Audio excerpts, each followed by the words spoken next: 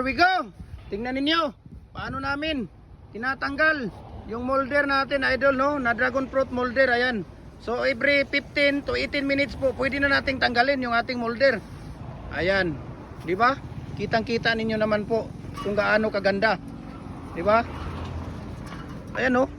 Oh, so pag mainit ang panahon, mga idol, pwede na natin siyang tanggalin 15 to 18 minutes. Pero pag makulimlim ang panahon, tanggalin siya 25 to 30 minutes po, mga idol, no? Ayan, 25 to 30 minutes po siya pagka makulimlim ang panahon. Okay, so kaganda, diba? Kung nakikita ninyo, oh, 10 kagad ang pambihira. Grabe naman to. Ayan, Gem Hardware ang Kukulamber ang concrete products, Balulang branch. Gem Hardware ang Kukulamber concrete products, Kanituan branch.